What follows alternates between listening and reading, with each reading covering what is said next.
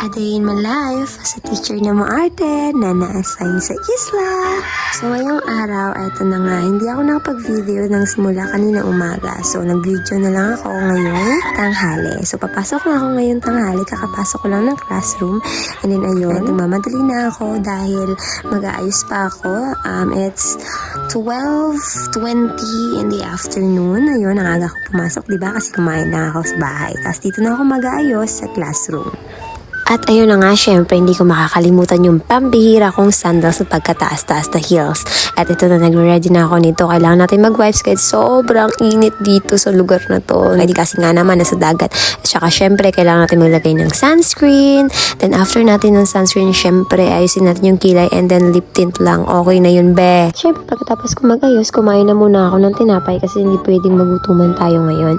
At ayun, dumating na yung padala nga pala ng Daddy JR natin na isang bag na puro palaman ng pagkain. Sabi ko naman kasi, bilhan niya lang ako ng mayonnaise kasi gagawa ako ng egg sandwich. Pero tignan nyo naman kung ano yung binili niya. Sobrang dami niyang pinambibili. Ako, nakakaloka ka. Thank you so much. Utang ba to? Ano ba naman to? May used oil, may mayonnaise, may pika-pika.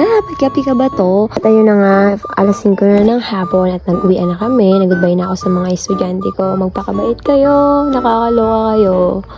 Hi, class!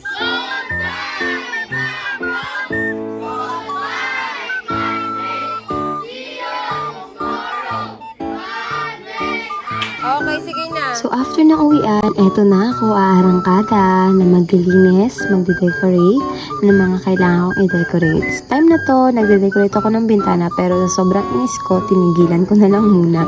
At ayun na nga, iniisa-isa ko nang linisin, punasan yung mesa para maayos naman at maliwalas bago natin iwanan para bukas, pagpasok ko ulit, oh my god, sobrang ganda pa rin sa eyes natin. Syempre, as a teacher, busy tayo maghapon, so ang time lang naman natin maglinis is kapag wala na tayong klase. Tama? Tama!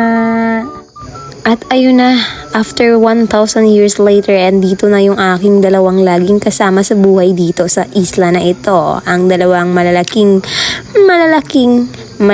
ewan. Sige, yun lang. Bye!